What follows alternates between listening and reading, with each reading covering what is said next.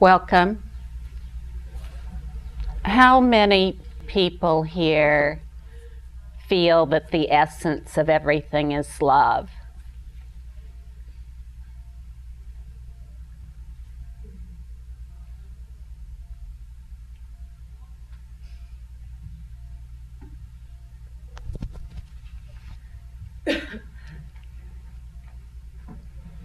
That's great.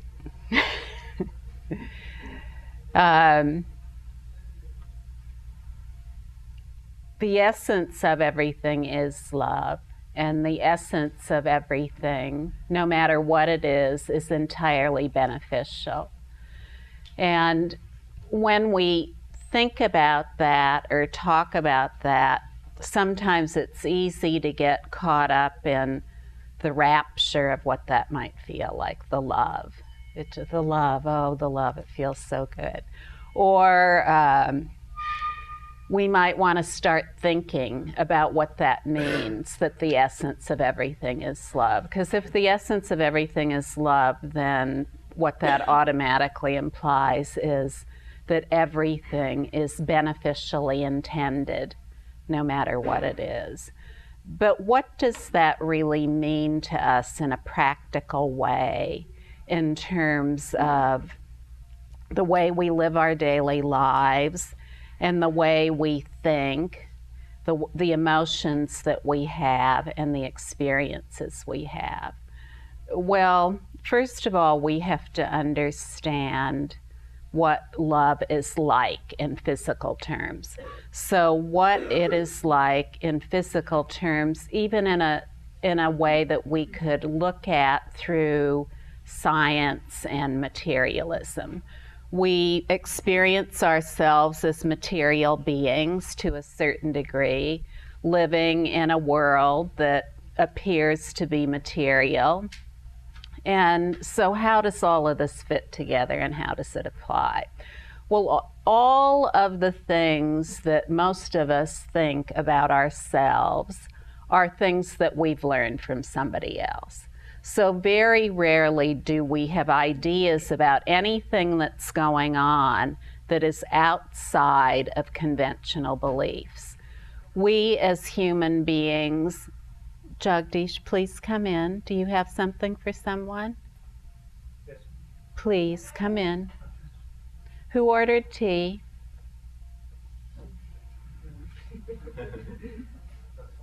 Namaste, Jagdish. No problem. Problem? You had discussed? Yes, but that's fine, please. You're welcome anytime.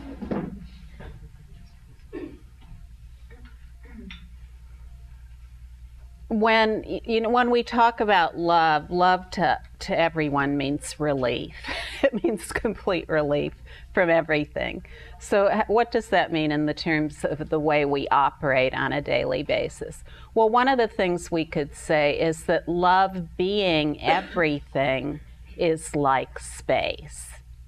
And when we look out at the vast expanse of space, the infinite expanse, what we can say about that is that it is infinite, it is indestructible, it cannot be destroyed, it cannot be burned, it cannot be changed, it undergoes no transition.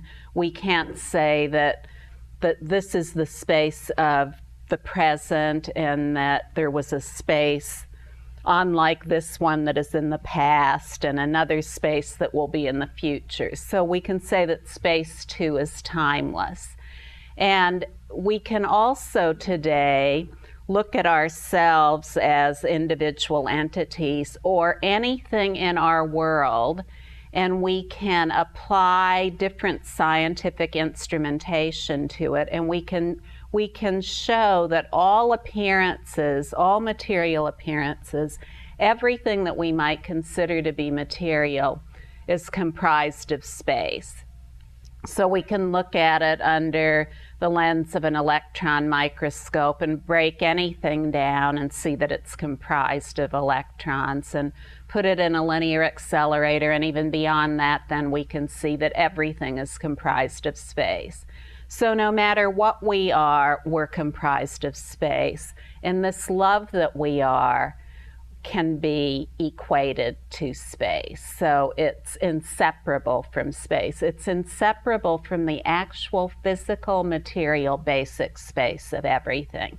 It can never be separated out, just like the color blue cannot be separated from the sky.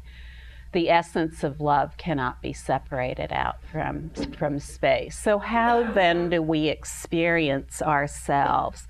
What exactly are the circumstances by which we experience ourselves? We experience ourselves as human beings because we are aware. We have awareness. And this awareness, too, is inseparable from space. So we don't generate awareness in and of ourselves, as everything is comprised of infinite space.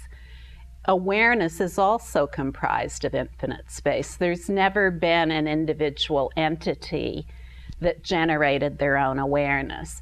Nothing that appears, nothing that is material, no matter what it is self-originating.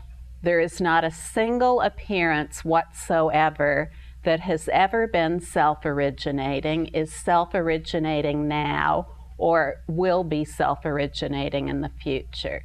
So then we can look at all of the words in the dictionary, all of these things that we use to describe appearances, whether they're intangible or tangible, and we can see that they're all comprised of space, that the essence of this space is beneficial or wholly positive, love-based, and that this space is aware. So we exist and everything exists as aware pure space, a vivid appearance of aware pure space.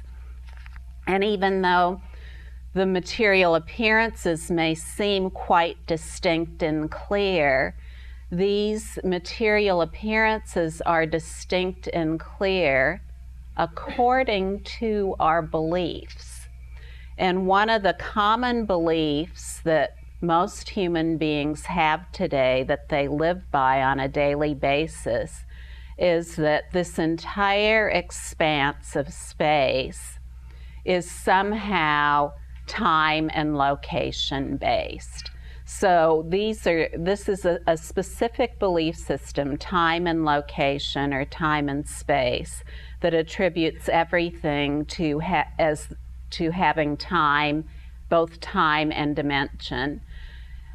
In other words, sequences of time that apply to all appearances, and also a location that applies to all appearances.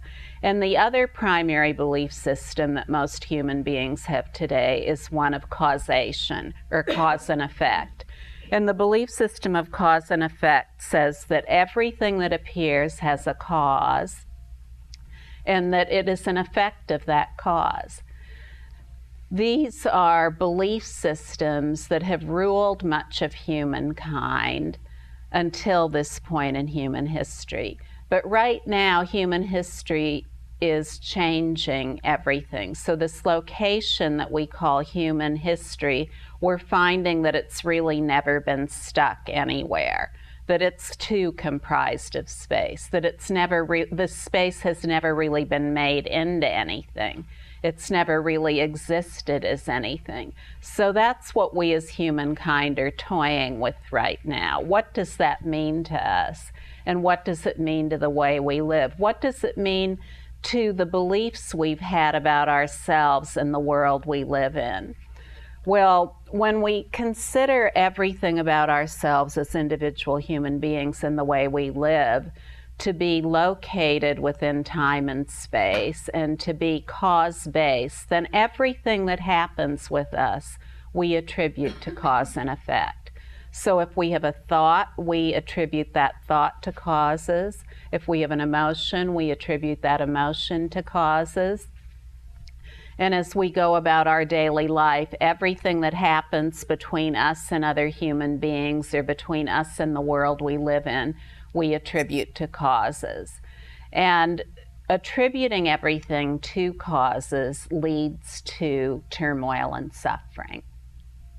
When we attribute every thought we have and every emotion we have to a cause, then we're taking it outside of the space that it is comprised of, and we're saying that it is something in and of itself that can somehow cause us to be affected by it. This is very, very important, because most of us feel that we're completely at the whim of our thoughts and emotions, that we're completely at the whim of our experiences, that we're affected by our thoughts, that we're affected by our emotions, and that we're affected by our experiences, and that that's just the way it is. And we can never get outside that cause and effect, that we're human beings and we're at the effect of these thoughts, emotions, and experiences. So we whirl around in a turmoil of confusion, most of us for all of our lives, bouncing between thought and thought, emotion and emotion, and experience and experience. And we do so only due to conventional beliefs. We do so because we believe that these thoughts, emotions, and experiences can affect us in some way. How can we get beyond that? Well, the good thing to know about that is we already are beyond that. It's only our belief that makes us believe that we're not beyond that. And when we acknowledge what is at the basis of every thought, emotion, and experience, which is awareness, when we acknowledge that awareness and we get familiar with that awareness, we get familiar with that self-awareness by which we know we are, then we don't need to use so many conventional beliefs to describe ourselves or what's going on with us. All thoughts, emotions, and experiences, no matter what we've labeled them to be, are timelessly free. They're not time-bound. They're not located anywhere other than within awareness, aware pure space. So they're the dynamic energy of that pure space and nothing else. Nothing needs to be done about them because they're their own undoing. They're not a fixed thing. They have no independent nature. They have a label, but that label refers back to something that cannot be found. So we can take an emotion, for example, like anger, that's a label, but when we look into its essence, when we examine its essence, we can't really say that it has an essence of its own. We can't really say that anger is a thing that exists in its own right. Because if anger were a thing that exists in its own right, then we could show it somewhere. We could identify it and say that it exists as this thing, that it always exists as this thing, that there is a law of permanence that applies to that anger.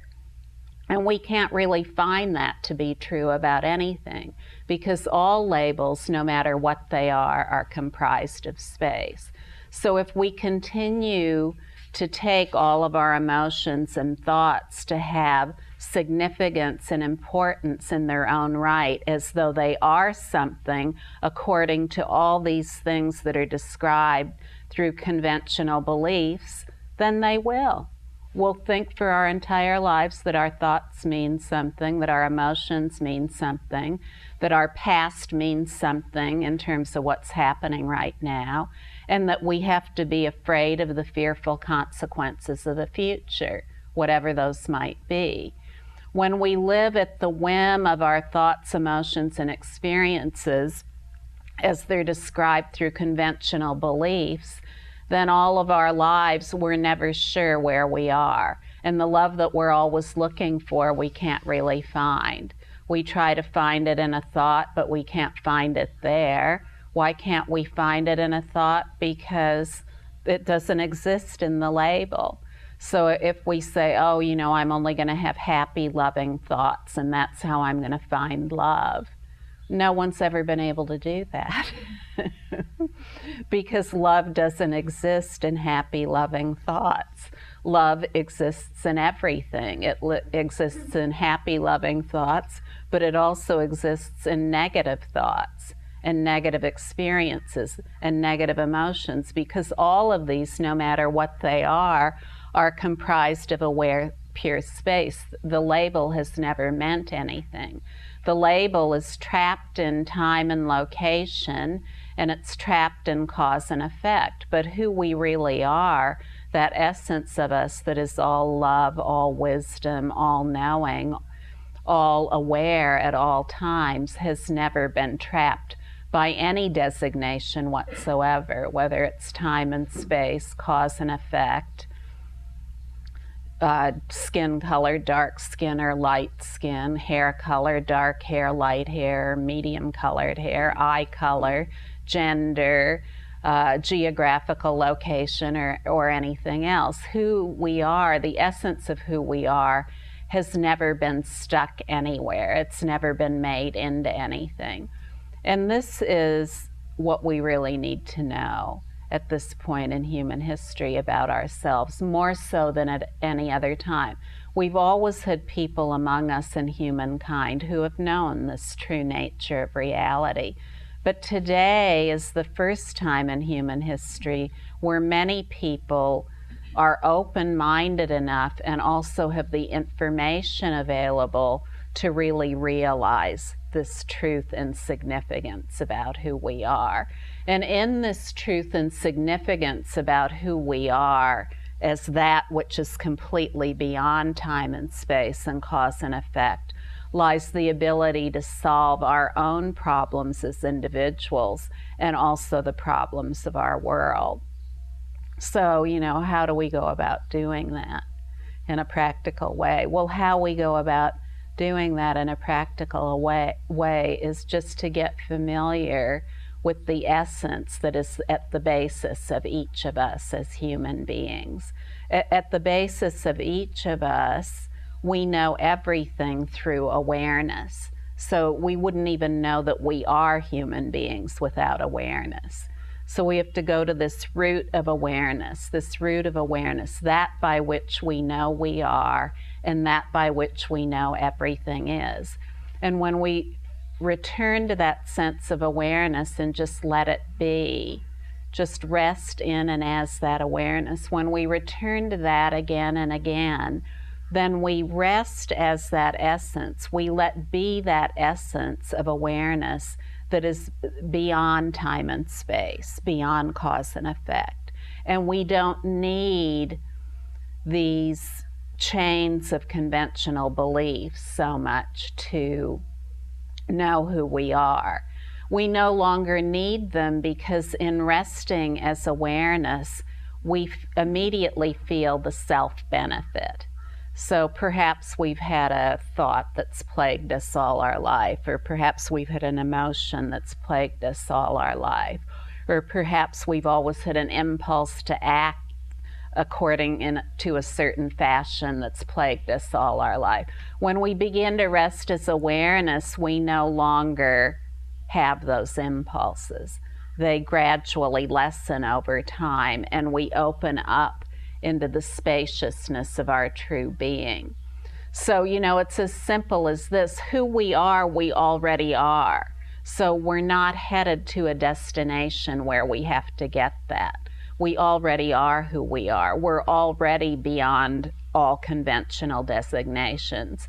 And all that is required for us to become familiar with that is just simple open-mindedness. It doesn't depend on being schooled or not, or being smart or not, or anything else. Any human being anywhere on earth is aware, and all human beings can gain familiarity with that awareness. In that awareness is wisdom. In that awareness is super complete wisdom. Everything that appears within the vast expanse of pure space and is comprised of that space is like a mirage or a hologram or a magical illusion. It has no entity status. It has no self-originating mechanism. It has no essence that makes it a thing in and of itself. It's just like a mirage or a hologram. And just like we'd never try to get anything from a mirage or a hologram, we'd never see anything in a mirage or a hologram that we could count on, so too, there's nothing in labels that we can count on, no matter what it is. And our thoughts, our emotions, our experiences, when they're known in this way, have less and less of a hold on who we take ourselves to be. We open up, and we no longer take ourselves to be these limited biological entities that we've described ourselves to be through information that we've gotten from someone else. So, we describe ourselves to be who we are because we've been given information by other human beings who believe that they're that too. But does that really mean that that's what we are? Throughout all of human time, there have been beings who have known themselves as they really are. And these people have been the wisdom bearers of humankind, who have carried this wisdom from generation to generation. And not only have they been wisdom bearers, but they've been demonstrations of the tremendous benefit of knowing ourselves as we really are. When we get familiar with awareness, that's equal to wisdom. So that the more familiarity we have with the awareness that is at the root of all perceptions, the more familiarity we have with true wisdom, wisdom that doesn't rely on thinking, wisdom that doesn't rely on conventional designations about the way things have always been described by everyone and everything. No one has ever been bound by that. But, I could sit here and talk about that all day. Unless each person gets familiar with it in their own experience, there'll be no knowledge whatsoever of what I'm talking about. We can't think ourselves into this. We can understand it somewhat through thinking about it, but we need to decisively experience what is at the basis of everything in order to really, really understand, to really allow that wisdom to come totally alive. And like I said, this is within the purview of everyone. That means anyone can do it. Purview, it means anyone can do it. It's already within the view of everyone. It's like a dimmer switch, one of those switches that you turn up and it gets brighter and brighter.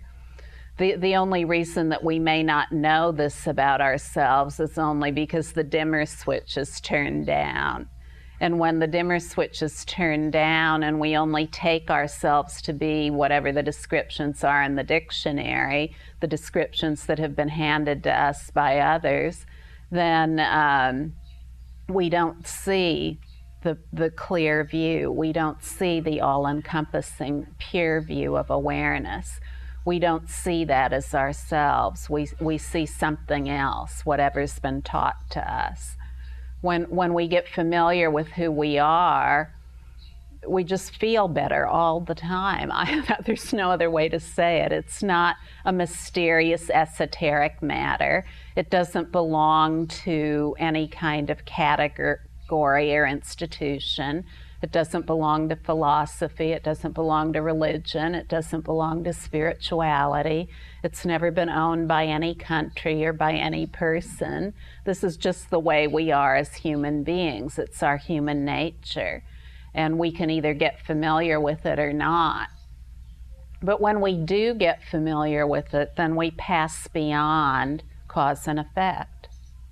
We just pass completely beyond cause and effect. All these things that are always proliferating and stirring within us, and then resolving our thoughts and emotions about experiences, we realize more and more that all these appearances are really allies. They're really friends. We've never been at the whim of them. It's all what we take them to be. If we take them to be a monster, they will be. If we think we're ruled by our thoughts and emotions, then we will be. If we think we're affected and ruled by our experiences, then we will be. And when we get to know ourselves as we are, the more we know ourselves as we truly are, the more we see that we're really not affected by all the labels that we've attributed to everything, no matter what they are. If the first time we're angry, when we're a little kid, somebody says to us, "Oh, don't be angry, that's bad," then right away we take that anger, this big surge of energy, it's been labeled anger, and we feel it's bad. So from then on, whenever this big surge of energy comes up, we think anger, bad. So we've got to put that in the pile of points of view that we want to get rid of.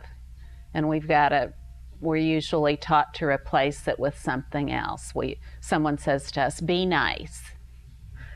Don't be angry, be nice. So we learn to then think, oh, be nice, that's a good thing. So now we're gonna make a big pile like Mount Everest of being nice. But no matter how nice we are, and what is implied that if we're nice, then we'll have well-being.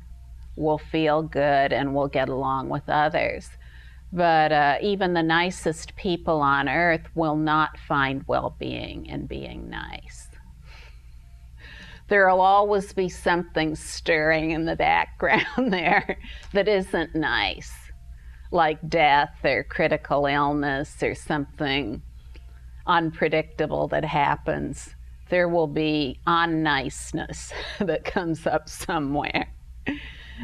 And because, we can never find well-being in a label, not unless we know the true meaning of that appearance. And the ultimate meaning of everything cannot be found to exist according to the description of the label. So, I just invite everyone to give it up. And I see people all over the world, and I know by now that there are some people who are ready and there are other people who aren't. Many people enjoy the conventional ways of looking at things, and that's okay. But anyone who is ready, that's really great, because those of us who are ready among humankind to adopt a new mind that is beyond cause and effect, beyond time and space, that isn't trapped in all these conventional designations, we can be of great benefit to ourselves and to others, of tremendous benefit. We have urgent problems facing the world, for us as individuals and for our species and the planet as a whole.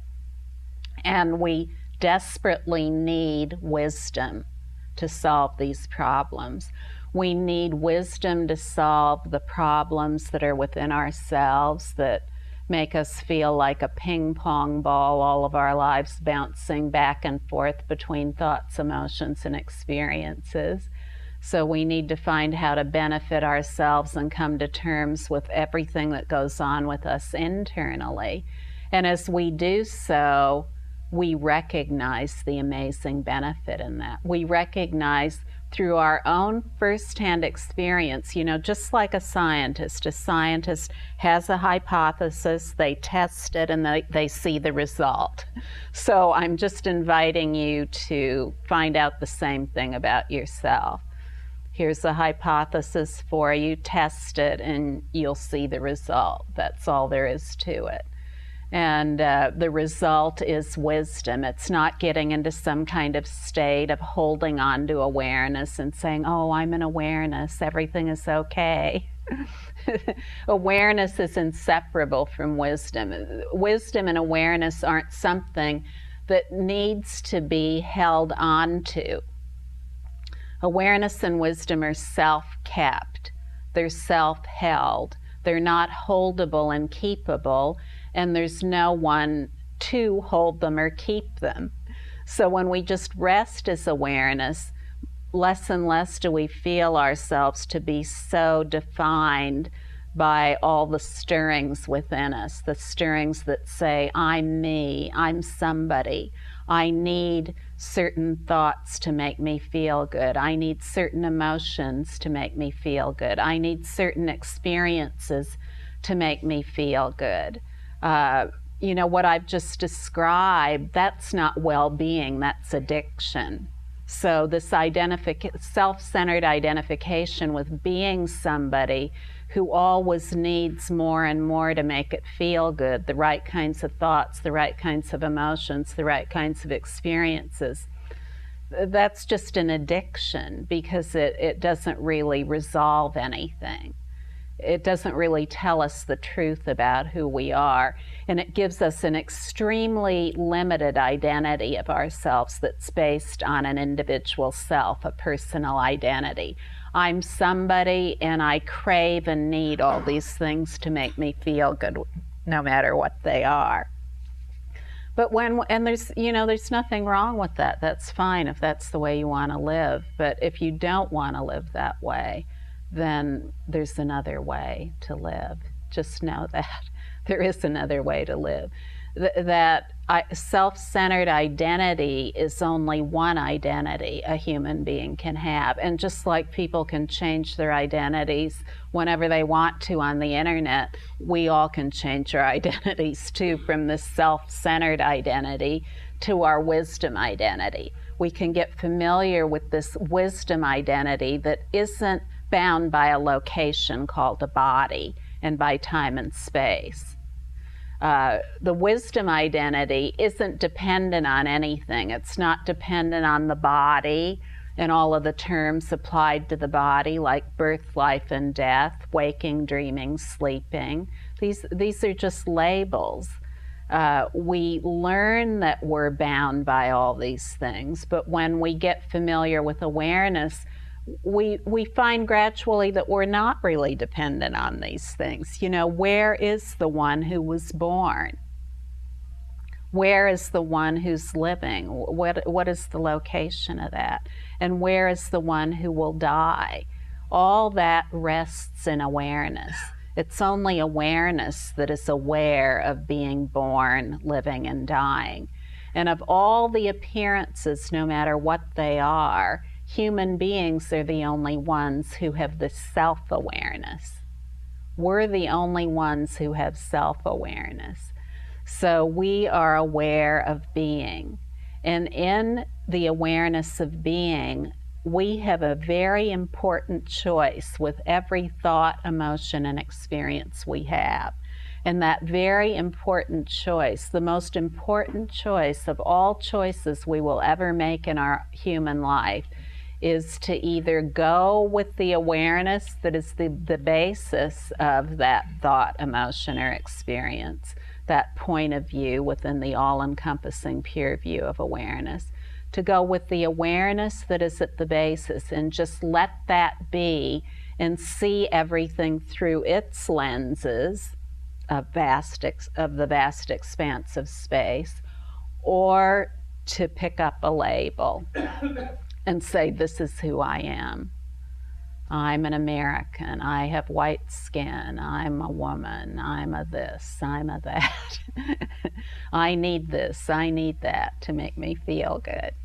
So you see, we have this choice in every single thought, emotion, and experience we have. We have the thought to just get to know ourselves beyond everything that's been conventionally described to us, or to just continue to go along with what we've learned so far.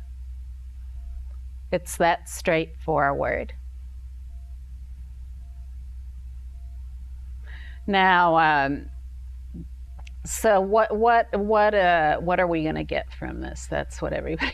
What are we going to get from this in terms of how we feel on a daily basis? Well, just how we feel on a daily basis and how we live life when we get familiar with the awareness that is at the basis of everything. We have increase in well-being. We have an increase in well-being. And what does that mean? It means we just feel content and at ease more. We feel more at ease within our own skin, and we feel more at ease with others. Instead of being all caught in here thinking about things all the time, our awareness opens up. It opens up and we realize that everything is included within that awareness. So in a totally uncontrived way, we feel greater intimacy and connection with others, no matter who they are. We feel a sense that all of us are indivisible, that there's never been any division anywhere. More and more we feel that no one is a stranger, rather than seeing somebody and thinking, oh, I've never seen them before, they're strange to me, and should I talk to them or not? Do they look scary or not? Is it going to be okay to say hello? We just have a great sense of everything the way it is without knowing anything in particular and without thinking. We just are like a meta radar. No matter where awareness turns, it knows everything that's going on in a super complete way. So we become less and less identified with ourselves as being stuck here, in this flesh suit.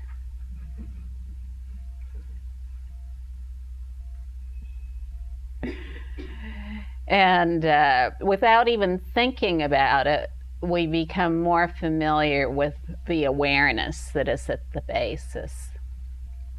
It's the awareness by which we know the flesh suit. We wouldn't know anything about who we are without awareness. Now, this fleshy thing, it really seems like it is something, doesn't it? It really seems like this is something. This really is something. And it's kind of threatening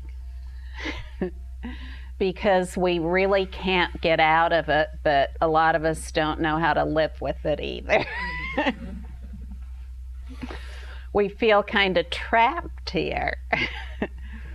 We were born, and we will have lots of people that'll agree with that and tell us we were born. And then we all are kind of afraid of this thing coming up called death that applies to this meaty substance. But you know, we can read books for the rest of our lives. Grey's Anatomy, there's a good book about this. You know, oh, that's a TV show now too, isn't it? Lots of people like that. I've never seen it myself, but anyway, Grey's Anatomy. So we can understand everything about this anatomy. We can study Grey's Anatomy on our own, look it up on the internet. We can go to a university and study Grey's Anatomy.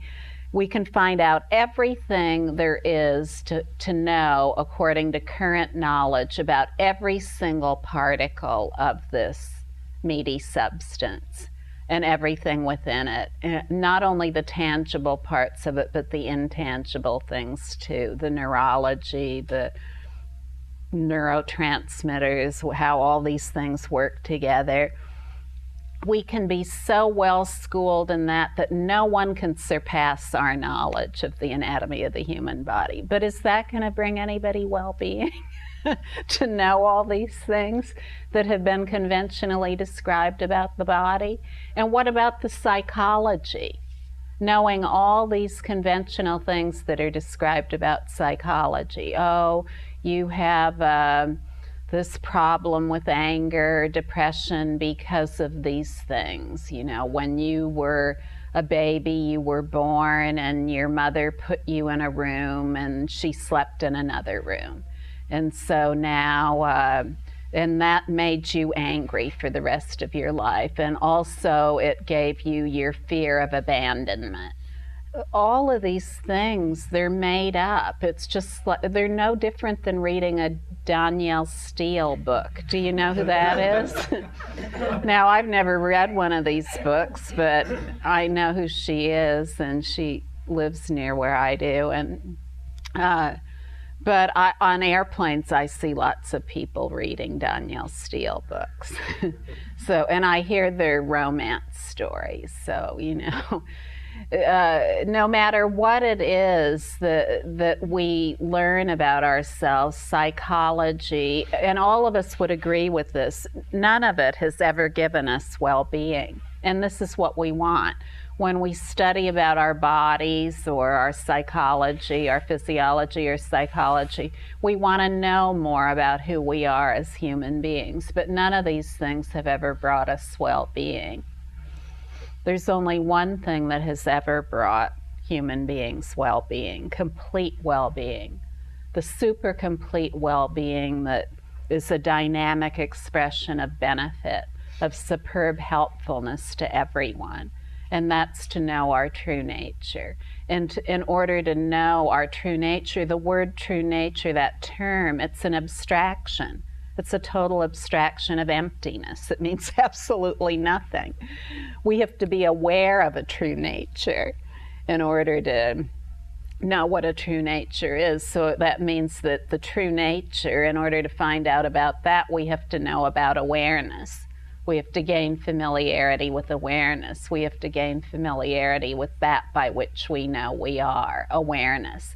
And when we return to that again and again, we do gain familiarity with it. And then all of a sudden, all of our thinking anymore, it isn't so much about us and our self-centered concerns. Our thinking gradually becomes more dynamic, more filled with energy, more about not just our own life, but about the lives of everyone altogether and the planet we live on, and not just about other human beings, but about all beings. We come to care very greatly about this.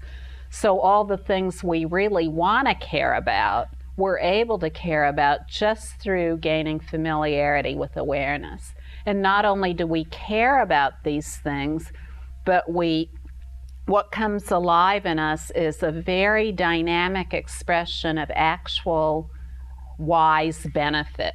So we see incredible solutions, not only to our own problems, the problems of our own lives or our own concerns, but the concerns of everyone. So all of this through gaining familiarity with awareness. This is something we can't find in psychology books or physiology books.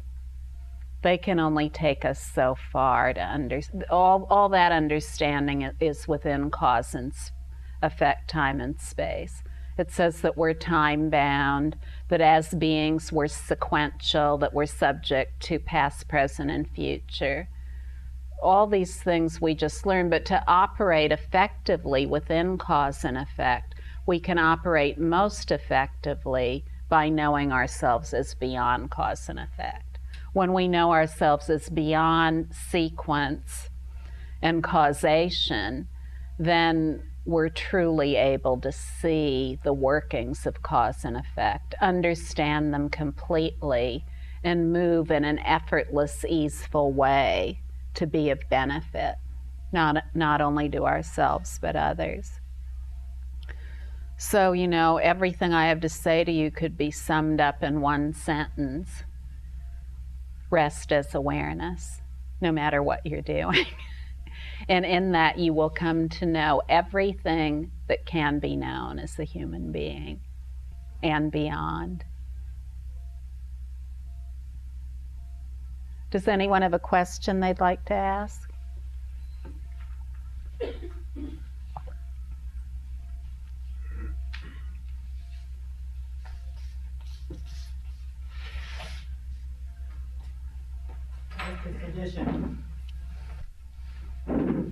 Just a suggestion. Could you please describe what is rest in awareness? Because there are many persons who have come for the first time.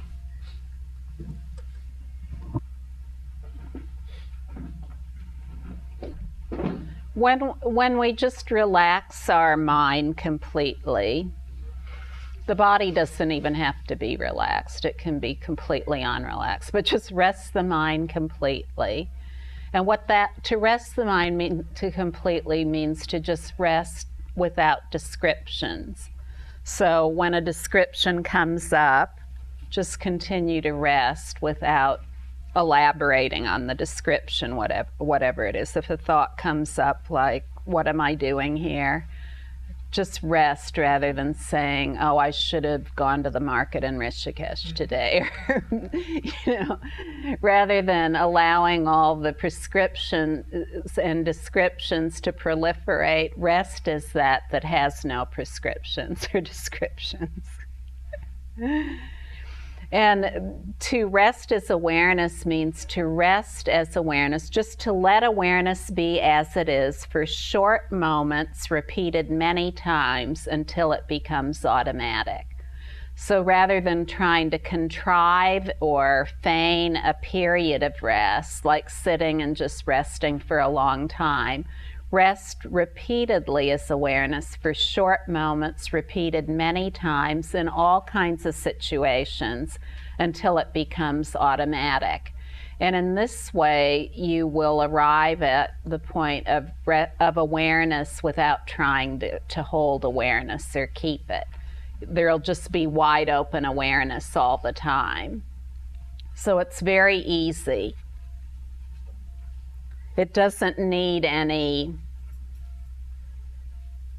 special circumstances. Awareness already is the stuff of all circumstances. So in resting as awareness for short moments repeated many times, that is recognized. And awareness, the short moments of awareness gradually grow longer. So initially there may be in the first day just a few seconds of awareness, and then the second day we might forget completely. And the third day it might be a minute of awareness. But just in this simple way, every day there will be more and more awareness until there's a half an hour, several hours, several days, a month, months, years. So the choice is to either get familiar with awareness in this simple, straightforward way.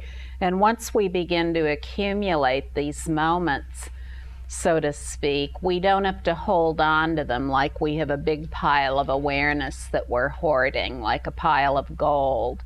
It's self-kept, it already is, so that there's no one to hold it or keep it. And we don't have to worry about the I or the ego or the personality or any of this, because that's only made of awareness.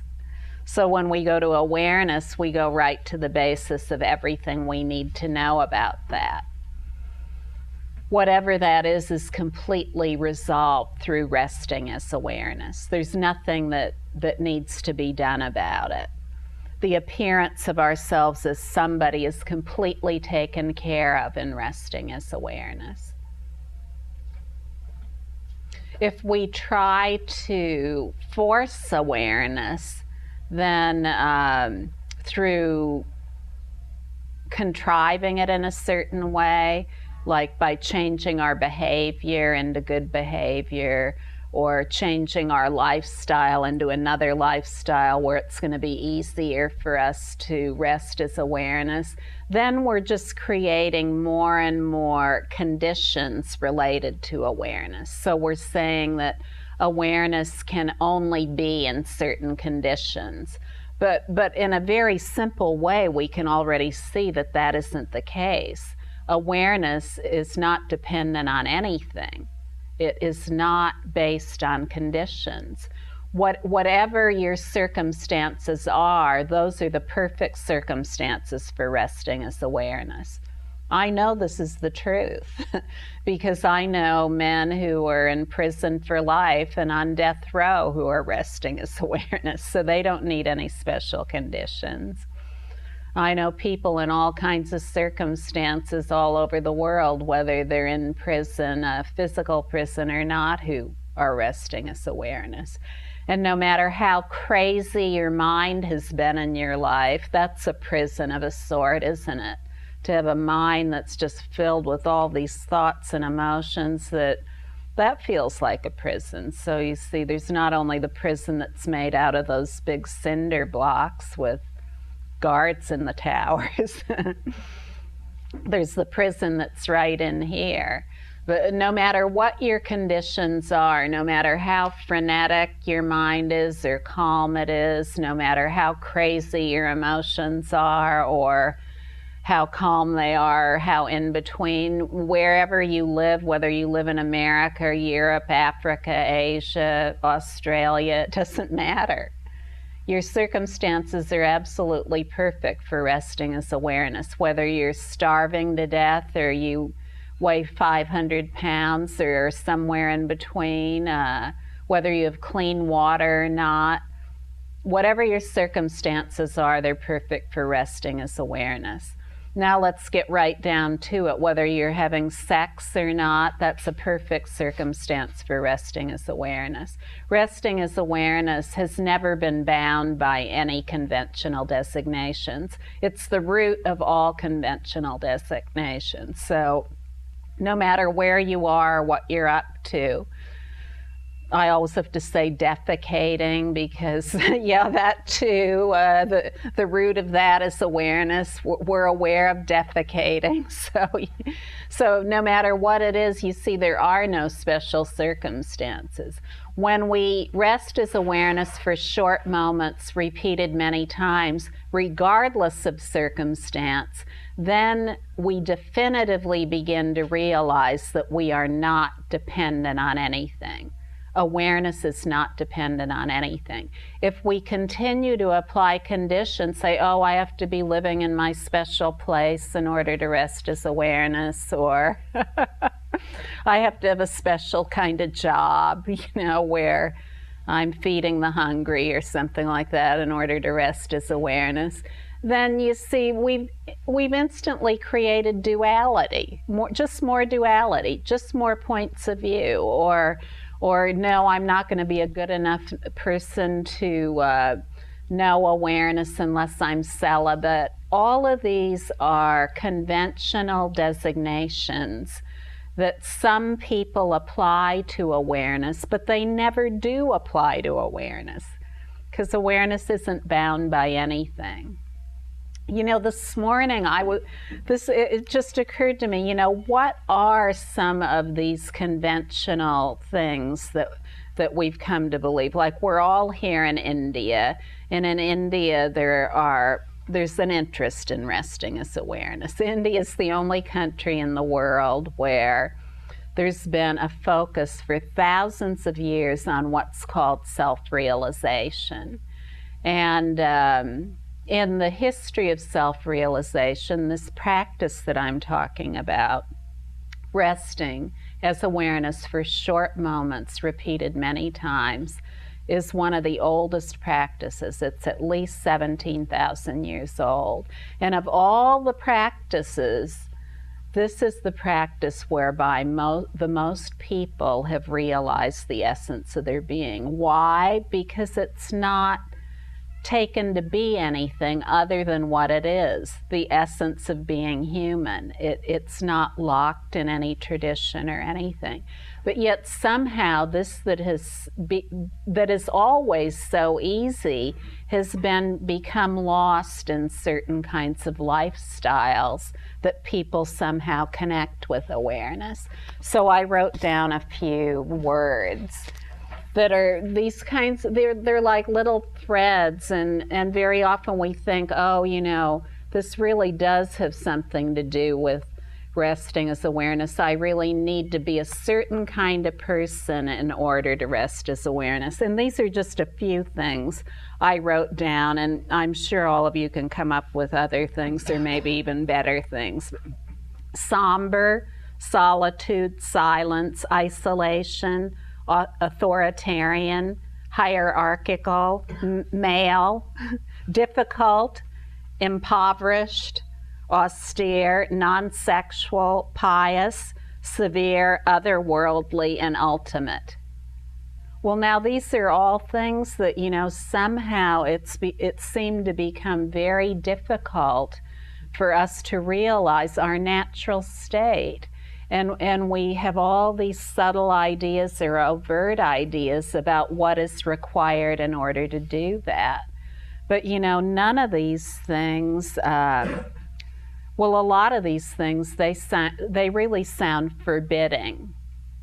So there aren't many people who would want to enter these kinds of lifestyles. And increasingly, there are fewer and fewer. But indeed, there is no lifestyle that's necessary. And all lifestyles are perfect. So I'm not saying to do away with what I've just described. Whoever wants to live that way, they can.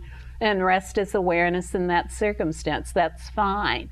But what I'm saying here is that getting familiar with our true nature does not depend on circumstances. And if we just look at ourselves and say, here I am today, these are the commitments I've made in life. In other words, I've involved these other people in my life. They're my family members. No one has forced me to do that. I've said to these people, you're my family members. We're going to be together all of our life, and we're going to love each other and have responsibility for each other. That's what a commitment is. So, you know, there's no reason to ever be outside that commitment that already is. If we say, oh, I can only rest as awareness, if I give up all these commitments, then it seems like awareness depends on something. And awareness doesn't depend on anything. You know, when people come to me and want me to be their teacher, there are many people who say, oh, I've got to get rid of my family. I can't stand this kid or these kids. I've got to get away from my husband or my wife or my job or whatever it is. And I just say, find another teacher. You know, I'm not the one, because I know awareness isn't dependent on anything. And very often this matter is used as an excuse to abdicate responsibility for commitments we've made. But there's nothing that we have to change. There's nothing that need be done. Everything is perfect all at once, just the way it is. And, you know, it certainly isn't gender biased or anything else. Everyone is aware, from the most recently born infant to the person who dies this very moment. It doesn't matter. It doesn't depend on anything. It doesn't depend on anything whatsoever. It doesn't depend on any condition or circumstance. It doesn't depend on any thought or emotion. It doesn't depend on any experience. It doesn't depend on anything. No matter what it is that appears, it's like a mirage. So to think that awareness is dependent on a mirage, that's kind of silly.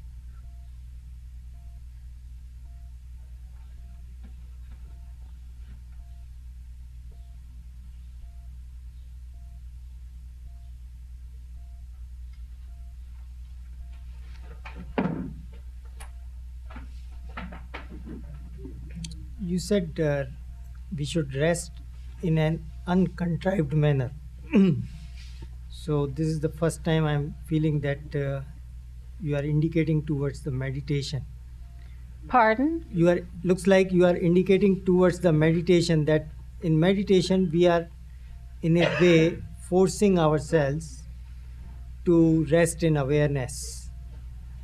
So I never related that before, but we should not meditate. Well, you know, what is meditation? What does that mean, really?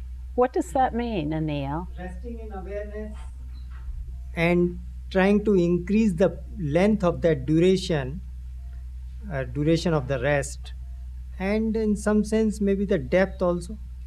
The depth of it? Yeah. So that's what meditation is? Yeah. And But it is in a way forced upon ourselves. it's forced. Is there a special circumstance that's required for meditation? That is what up to today I believe. Up to today, you believe? I believed, let us say.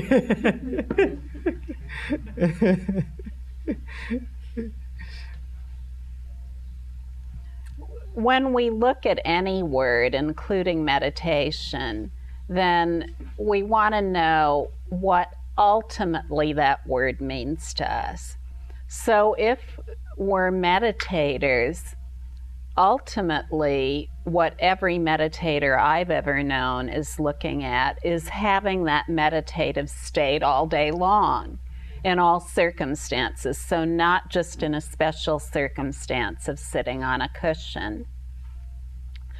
When there's meditation, there's rest as awareness. In other words, awareness is predominant no matter what is appearing. So we're talking about completely uncontrived medication.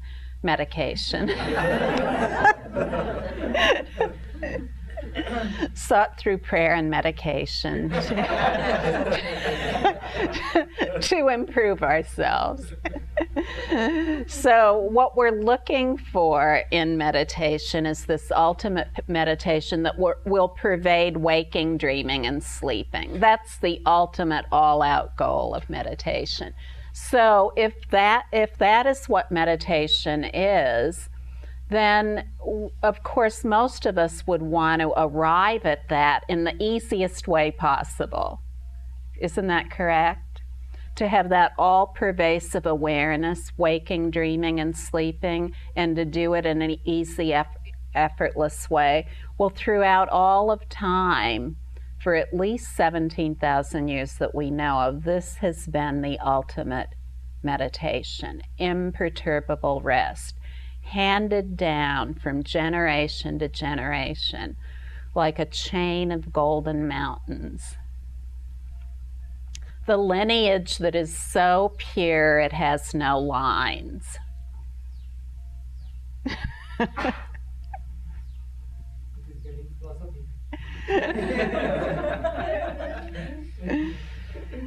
The meditation that is super complete in itself, because it already is the basis of everything. You see, if we say, well, I can only meditate when I'm sitting on a cushion or I'm sitting in a special place, and that's the only way that I can get familiar with the awareness that is the essence of everything, then that's what we believe. It's just what we believe. But believe me, this meditation that is, I didn't meditate. I didn't meditate in that way you described, but I did meditate by resting imperturbably in all circumstances and conditions. And in that way it became pervasive in waking, dreaming, and sleeping. I'm not saying don't meditate on a cushion. Do whatever you like, but when you're meditating on the cushion, just allow everything to be as it is. Whatever the thoughts are, whatever the emotions are, whatever the sensations are, they're inseparable from awareness, just like the brilliance of a diamond is inseparable from the diamond. The thoughts, the emotions, the sensations, they're the dynamic energy of awareness. They can't be separated from awareness. So no need to do any kind of one-pointed meditation like follow the breath, think of certain things, visualize the deity, look at a candle flame, whatever it might be. Watch the sensations. Just rest as awareness, and everything will become more and more resolved. It'll become clearer and clearer that this thing that we call non-duality, that everything really is non-dual by nature. If we say certain conditions are necessary and that awareness is dependent on certain conditions, it's going to be very, very difficult to realize that everything is a single non-dual expanse, because we've placed conditions on it. We've said awareness is dependent on something.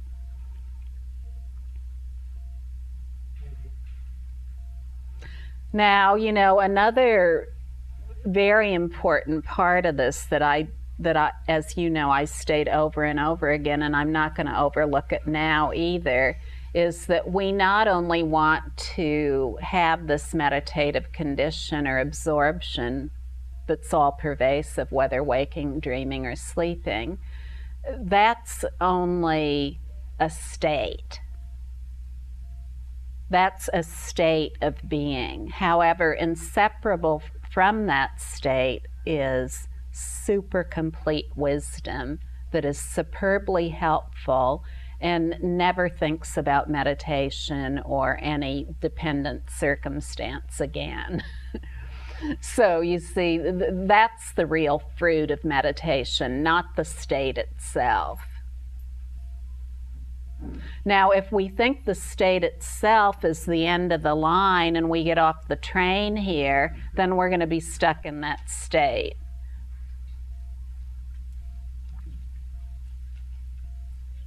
So the goal of meditation is achieved when it makes itself useless.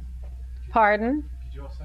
So the goal of meditation is achieved when it made itself useless. Ah, I love that. Music to my ears. It was meant as a question, but Oh, was that a question? oh, somehow. I thought it was a profound expression, a jewel of wisdom speech.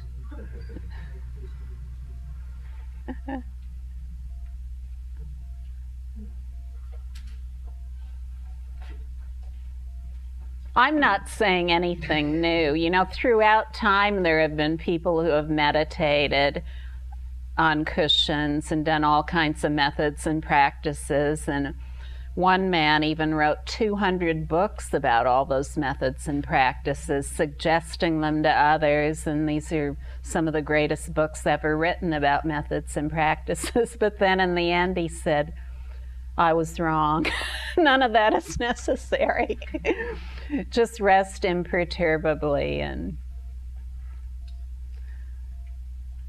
well, we already are who we are, so how difficult could it be to be that? So you see, even with elementary faculties of discernment and discrimination, we can say, if we already are this, then we already are this. How difficult could it be to be this? Why would we have to go through some kind of ordeal of 20 or 30 decades to figure it out or find it out? And then we could also say to ourselves, just, you know, in the sense of being a good consumer, we could say, well, of all the people who do all these methods and practices, how many do achieve the result?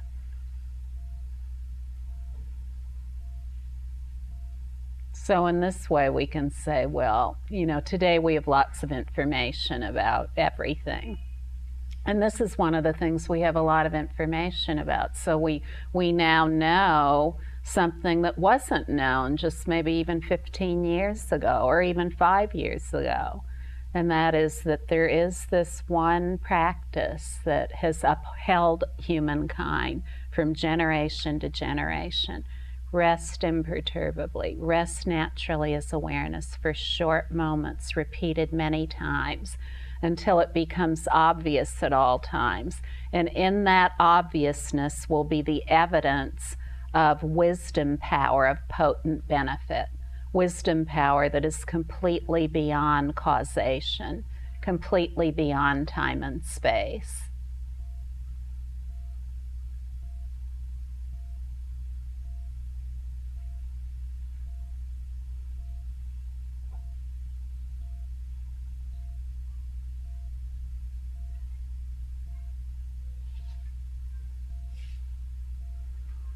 It's been answered.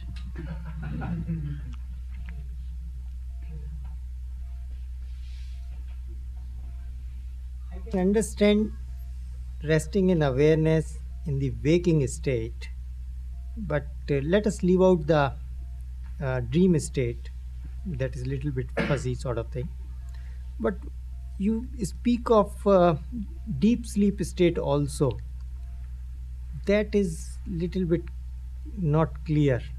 Means in deep sleep we are already in the awareness. Mm-hmm. So what is it? Something different type of deep sleep that we are used to? What I am saying is, does the deep sleep changes from resting in awareness from what we are used to. I'll repeat that phrase.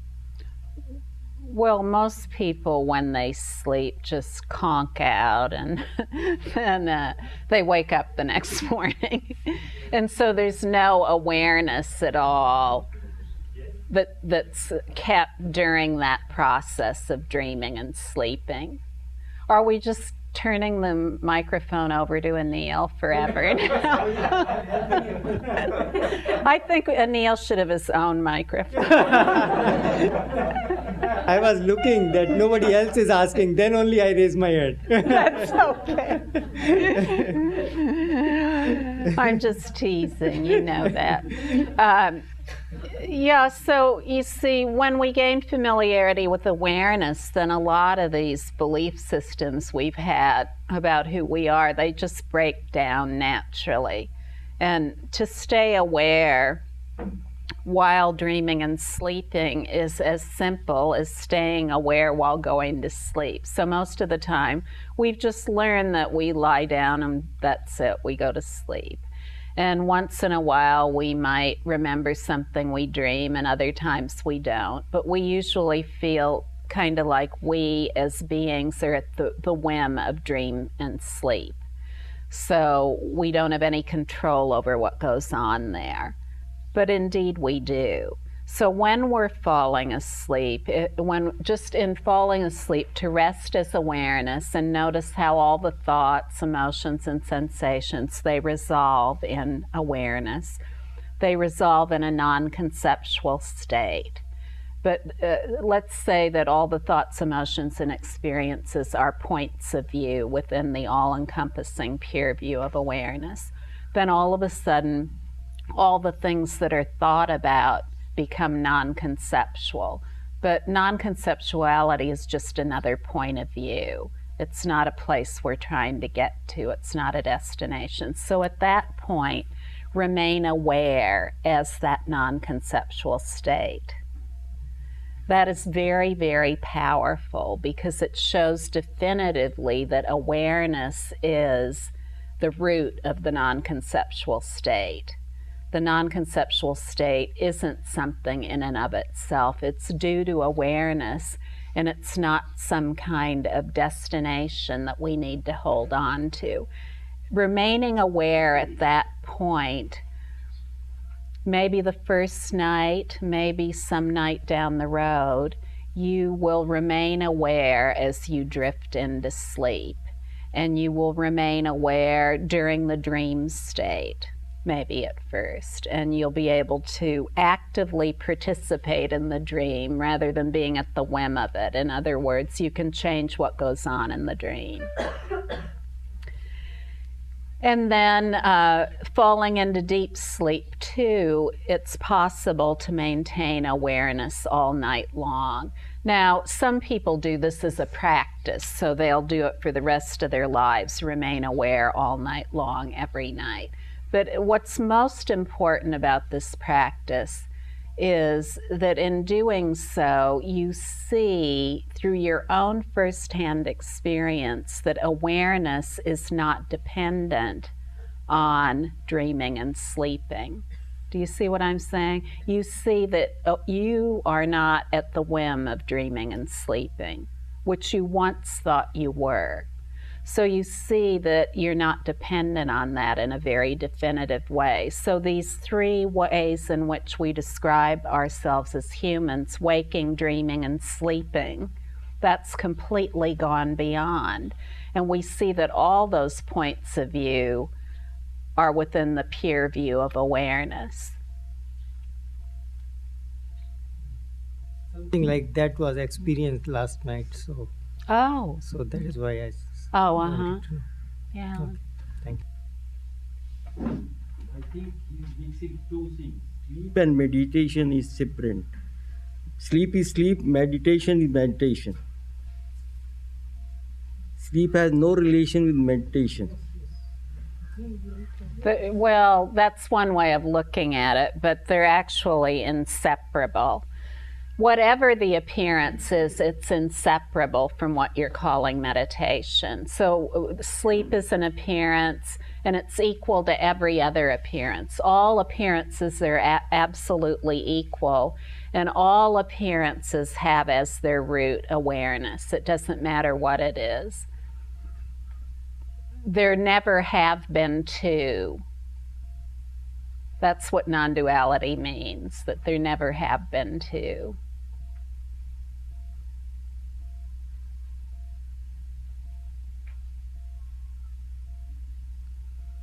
Meditation is to rest as awareness.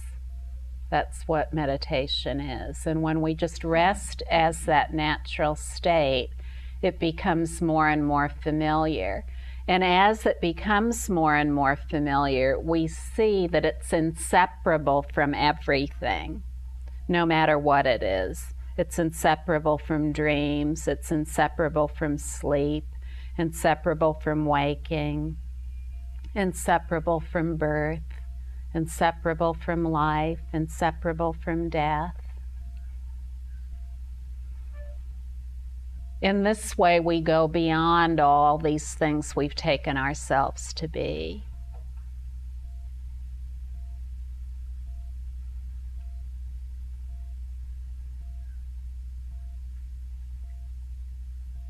If we get lost in a state, then we get lost in a state. We might feel better, but it doesn't mean we've arrived anywhere. We're just lost in a state. So you see, wisdom, because it isn't tied to anything conventional, it doesn't have any conventional beliefs, so to say, about things.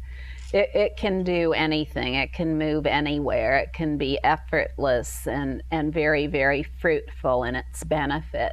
If we're sitting around and we get lost in a state, say we've been meditating for 10 years or even 5 years or 5 minutes, and we get lost in a state, and then we can stay there, a non-conceptual state or a state of no self or a state of bliss or a state of clarity, then we will have arrived somewhere. We will have arrived in a state.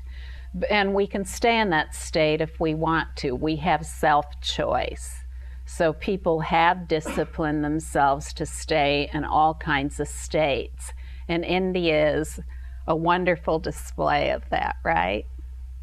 But if we know that that state is due to awareness, then we pass beyond awareness. We pass beyond being state-bound. And beyond being state-bound is the clear light of wisdom that requires no state. It doesn't adopt any extremes ever, and it's of tremendous benefit. If we stay in a state, people don't get fed, and they don't get clean water, and they don't get waste management, and they don't get the end of war, and these other things that we so desperately need as human beings.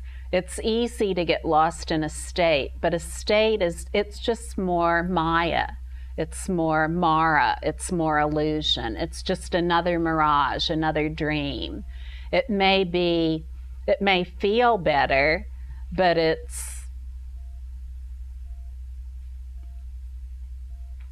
and it may be of benefit to us personally, and we may even be able to convince ourselves that it's of benefit to everybody.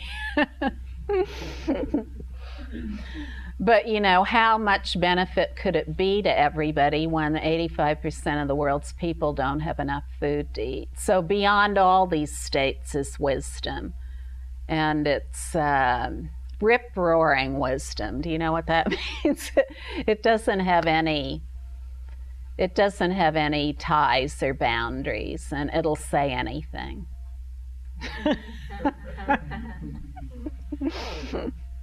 Just to kind of concise what you just said, the point that you were just making, Krishnamurti said, to be is to be related.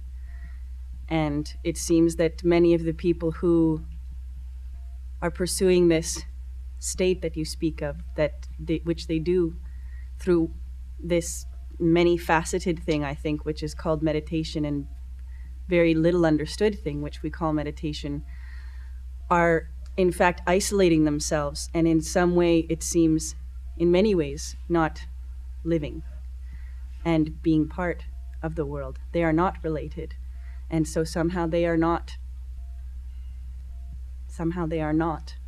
because they are not related.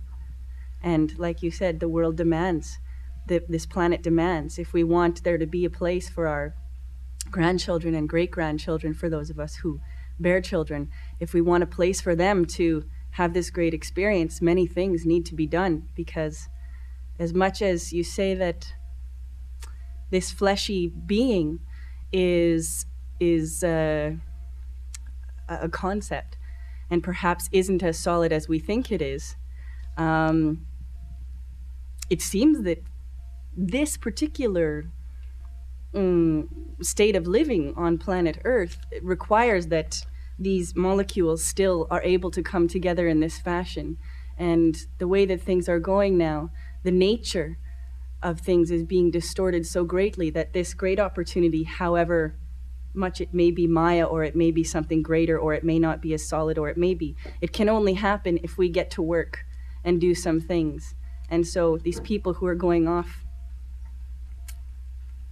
to achieve some state, they're kind of not really participating in that, and we need everyone we can get, I think. So I said a lot more than I meant to. I just meant to confirm that, yeah, there's a lot of work to be done, and we don't necessarily all have the time to go and sit on a cushion. And so the point that you make, that it can be done anywhere, it's very freeing, and it's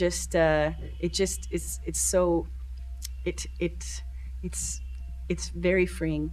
Takes away the limitations that I think this meditation that many people are doing, or that we understand through all the definitions that we get, it's really kind of just practice for the real thing, which is to be walking through every day, and like you said, little by little, moment by moment, somehow learning how to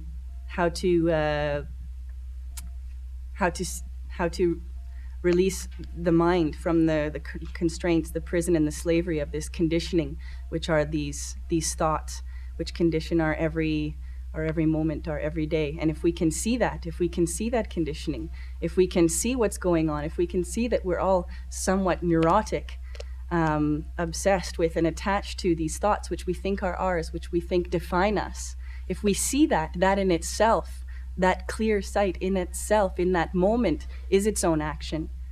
And it may not happen the first time, but like you said, if we look and we look, and we see the neuroses, we see the habit, we see that it's conditioned, that it's not us, that it's not who we are.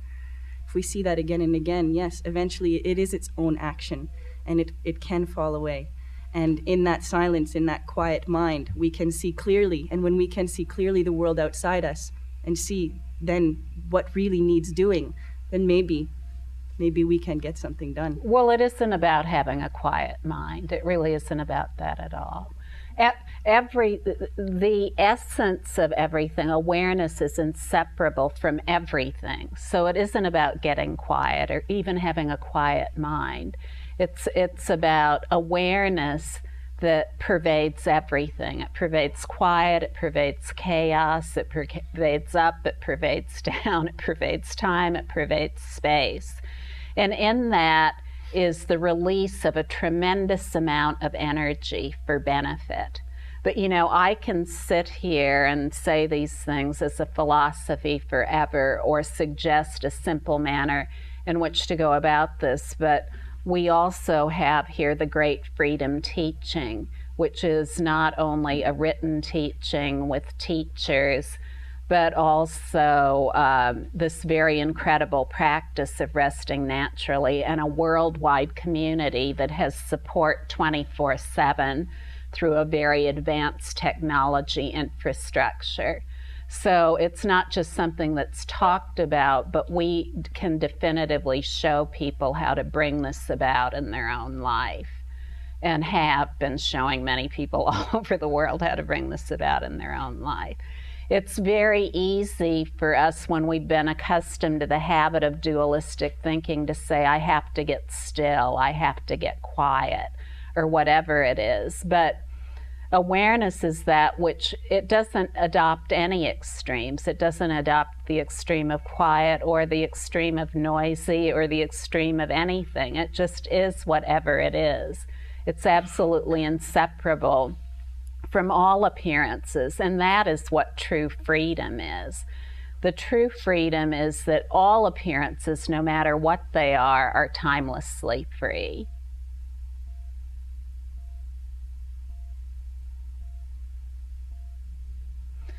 What people are doing in the world, you know, I see what everyone is doing, and I boil it down to this simple thing. We have a choice. Every single person can elect to make the most important choice there is to make in each thought, emotion, and experience. In each, I just call it all point of view, all the points of view that appear within all-encompassing awareness, and that is to rest as awareness no matter what appears. And what I see in traveling the world is that some people are ready to do that, and they do that, and they do it definitively. Other people kind of think about it for a while, and then they start to rest as awareness. Some people just think about resting as awareness, and other people don't want to have anything to do with it. Some people want to get into the state of awareness and just stay in a state, but self-awareness is nothing to hold on to, and anyone who really rests as awareness in the immediacy of all perceptions or points of view, they arrive at that. You know, they arrive at that there's no holding on to awareness. Awareness is inseparable from the firepower of wisdom. You know, it's a fire. It's a fire that it burns like a wildfire through all conventional designations. There isn't a conventional designation that can stand in its fire, no matter what it is. All the dreamt up things about our emotions, our thoughts, and how powerful they are, they're just all burned to nothing. Anyone who ever wants to do something about their emotional states, what they really want to do is feel better. That's what the goal is, just to feel better. And so why not do that which is permanent? Permanent. All emotional states completely resolve in awareness, and in that there's the knowledge of what to do about everything. So why depend on emotional states to inform who we are? Why depend on thoughts? Why not depend on wisdom?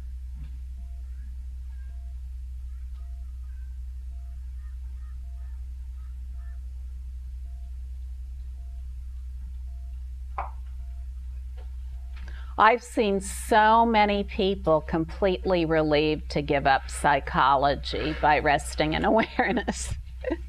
Whether it's, you know, looking at their own psychology and trying to figure out everything about it, or even being psychologists. So I will try to relax my body and mind. I will try to relax my mind. I will try to rest, but I've still got 5 kids to feed. It's almost like the reality of stress that we perceive. A person who wouldn't be familiar with this might try to relax, but within that trying to relax, they're bringing the 5 kids in, if you know what I mean, or the pressure of life outside. What would be a suggestion for a person with that point of view or that reality? Well, are you talking about yourself or a hypothetical? It's an illusion. Oh. Why don't we talk about me? I have 3 kids and 8 grandchildren and a husband. So let's talk about a real person, all right? And the advice is exactly the same, to rest imperturbably, to rest repeatedly again and again, with whatever the circumstantial points of view are of one's life. Whatever it is you're living as and doing, that's a perfect circumstance. And what once seemed like a nightmare, or, you know, it really seemed like a nightmare, but you'd try to make it into a happy situation by thinking about it. It'll just become a source of tremendous well-being, no matter what they're doing. Because have you noticed that even though you're resting as awareness, all your family members may not choose to do that? But does that mean you need to get different family members or leave those family members? No, it doesn't. It means you have a very rich ground for resting as awareness and fulfilling your commitment that you've made to that person. So, you know, I know this in my own family. I'm also one of 6 children, so you see, I've never been able to get rid of all these people. And I see that some of them want to rest as awareness and others don't. But that's just the way it is. That's the way the world is. Some people are ready and others aren't. And the ones who are ready can be of tremendous benefit to themselves and the planet we live on. It's just a choice. It's not necessary to say that anyone's wrong or that even anyone's right. People are just exercising free choice, whatever they choose to be doing, whatever that is. You know, even all the people all over India, Tibet, and everywhere else who are sitting around in some kind of state are showing us something. They're showing us that that state is possible. They're showing that they've gone beyond some of the states to that state. That in itself is very powerful. But here, the great freedom is about that which is beyond all states. So you see, whoever is ready to really live as wisdom awareness, they show up here. And they want to do that. It just says they're ready. It isn't based on anything else. We could say all kinds of other things about it, but why complicate it?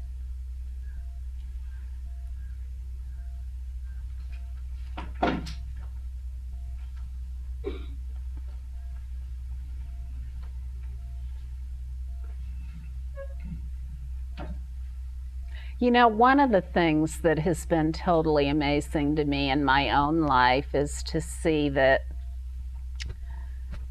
well, you know, when I was a young person, before I began resting imperturbably, I did want to be of benefit. And I actively sought to be of benefit and to be a good person. I was raised as a Catholic, and so doing good works was part of being a Catholic, and we have something called the corporal works of mercy that are different works of mercy one can engage in. So I did all these things and tried to be of benefit and tried to live according to good versus evil, you know, like we all want to do. But when I began resting imperturbably, I found out something incredible. I found out that I didn't have to contrive compassionate action, that it's already naturally present. And that when I had tried to contrive compassionate action, I never felt like I could do enough. And I never felt like I was doing the right thing. And I always felt an overwhelming sadness about everything there was yet to do. But when I rested as awareness, I found that I was completely filled with a warmth of compassion that was tireless, completely tireless. For me, in everything I was doing, my work, with my family, everything, I just had more and more energy for everything. And so, you know, it's just like today, I'm in my late 50s, so I'm at an age when many people are retiring or, you know, going to live in some other kind of circumstance where they can kind of relax their tired bones and brains. And what am I doing? I'm tirelessly going all over the world, here, there, and everywhere. And, you know, sometimes I sleep an hour. But it doesn't matter to me. I'm wide awake, whether I'm asleep or awake, so it just doesn't matter. So you see, I know through firsthand experience that there is this release of tremendous energy for benefit. And the Great Freedom Teaching came out of that. But then I also have gotten to see in the last 25 years many people I have met who have felt like they're not able, or they can't quite be of benefit, or they can't even get their own act together. You know, they can't even get their own thoughts and emotions calmed down. So I've seen people who feel powerless and helpless to one degree or another, or people who have thought about their true nature a lot. And I see all of these people come into this wisdom power of great benefit, where people who have thought they couldn't really be of benefit, who become to be people who are of tremendous benefit, or even people who have been of benefit who are even of greater benefit.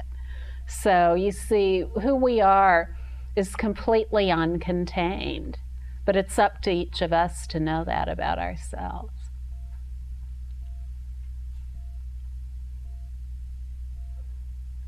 If you want to know that about yourself in an easy way, in a carefree way, you're in the right place.